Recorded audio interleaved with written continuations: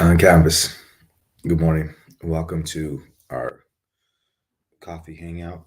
Hope everybody's doing good. So, this has been on my mind. I had a conversation, or I didn't have a conversation. I saw a conversation about um, a it supposedly was a stat, but I think there's different stats out there. We can kind of grab onto what we want or need in life. And the stat or the idea was that married women are happier unhappier compared to happy single women and married men. And um, I think there was probably more to the conversation, but my understanding of what was being said when I was watching was that because men have it easy and women work so hard in the relationship, they do the momming and the dadding sometimes, and there's just so many experiences that they have, and so comparatively to the single women, to a single woman, that it would be just much easier. Well, um, that may be true in some cases, that there are women that are unhappy in marriage, and that men are happier. But I think overall, I really do think the question and the conversation is wrong, um, because it doesn't really build on what marriage is all about, or even life. So a few months back, I had a conversation with a family member, and I was we were talking about God, and people may not agree with this, but from my standpoint, I don't think really that God's design was to be happy, because that would be an easy fix. Like, everybody could just be happy, right? Um, and it doesn't even really make sense if we think about what happiness is or how happiness works. And that probably is part of the problem. Is a lot of times when we're struggling, we don't fully understand what the goal of life is. And that was a big challenge for me to be able to say, like, even I don't even think God has that intention, right? So if He doesn't have that intention, like, and you're a believer in God, like, how can you have a different intention than what He does, right? And if you do have a different intention, that might be the struggle. And so, unhappy or not is not the question about relationships. As a matter of fact, if we are pushing on or pursuing the idea of happy or not happy, then I think we're going to create more struggle than what's needed. So first, let's kind of look at what happiness is. If you look at happiness, and maybe we're even meaning the same thing and saying different words, but if you look at happiness, happiness is really a moment or moments caused by outside scenarios or situations. And so it would make some sense that somebody would be unhappy in a relationship, especially if their marriage or their relationship is supposed to be giving them happiness, right? That would make me super disappointed if my marriage is struggling and that's the place that I'm supposed to get happiness from, right? Um, and stay with me, because I think a lot of things pop up for us in our minds. If your relationship is on target, you're going to fully get what I'm saying. If it's not, you probably battle the idea that I'm talking about. So the idea that our relationship is going to give us happiness is something that creates more of the unhappy, right?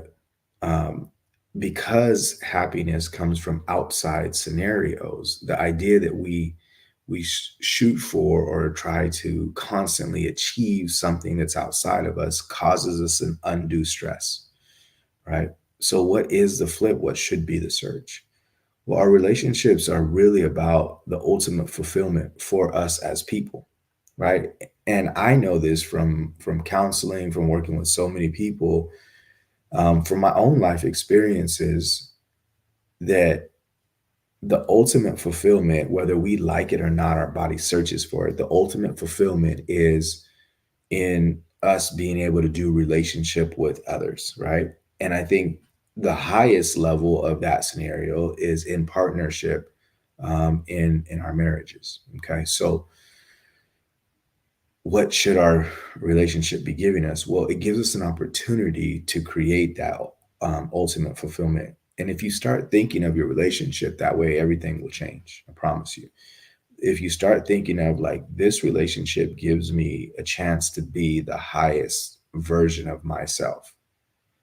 It's not a matter of this relationship giving me happiness or even unhappy. Like that's not the question. The question is, how do I get to a fulfillment piece? How do I get that, right? What happens whenever we are fulfilled? Well, different than the happy feeling, there's a peace feeling that goes on. And that's bigger than the happy feeling. What's the difference? Like, why not have happiness? How come happiness can't be the goal? Well, anybody who's been through life, you know that there's a lot of things and outcomes, no matter how well things go or don't go, that there's going to be challenges. There's going to be goods, there's going to be bads, there's going to be a lot of different things that happen. And so if we're searching for that to be in the relationship, when we are marrying somebody who comes from a completely different place, a completely different background, who's a different personality, we may have similarities in things that we like in personality, but still my arrangement in my life is way different than the next person's, right? And so we're going into relationship with them. In order for us to be able to build together, there's some things that are going to be taken away or that we won't be able to do anymore, and some things that we have to come together and putting together. In all of that process, there means challenge. There means understanding. There means doing away with beliefs that are connected to a lot of things. And so the ease of a relationship shouldn't be there. The happiness of the relationship um, is fleeting, or it doesn't happen all the time, right? And this is not saying that you cannot be happy. That's not the goal. This is an overall look about what relationships should be giving us, right? And I think that overall in society, we're kind of looking for the thing, like, who's going to make me happy? If I have this person, if I have this marriage, I'm going to be happy then, right? And it couldn't be further away from the truth for us to believe that way. And it honestly, it causes us more damage than anything else. Okay? Fulfillment, like, what are we doing with fulfillment? And if we could switch over to that, you'll see you'll have happy moments. You're gonna have hard and sad moments too, but ultimately you'll feel a peace through all of that scenario. So what does fulfillment look like? Fulfillment for us means us being able to connect, right? And so we build connection in our relationship. And when that's severed, that's usually that feeling of us saying, like, I'm not happy, I'm not okay in this relationship, I'm not good, this relationship is not for me, we're not compatible, right? But the truth is, the initial thing that you know and you can sense inside is, I want to do connection with this person, right? So we need to be able to learn how to do connection, right? We need to be able to learn how to um, get to a place where we can have more. I like this saying where we say we're building more bridges than walls, right? We we need little bridges everywhere between each other, right? And the more we can build those bridges, get past the moments or the hurts or the challenges that have been triggered from previous experiences, the more that we can do that, everything changes for us in our connection area, right? We also need to be able to create. And so a lot of times, it's easy maybe to make a baby, but what about creating a life together, right? I don't know if it's always easy to make a baby, but the idea is that us being able to create a life together and create goodness in someone else's life, um, raising a child the way that we best know how to and we learn about, and all of that creation process is a huge deal for us. We need to also be able to go and do our own creation individually. So as a person, I need to be able to go do my creativity and be celebrated for it in my relationship, but I also need to do the other part, is I need to celebrate creation as well, right? So as my partner goes off and does their thing, I need to make sure that I'm celebrating her, and yeah, to the best of my ability.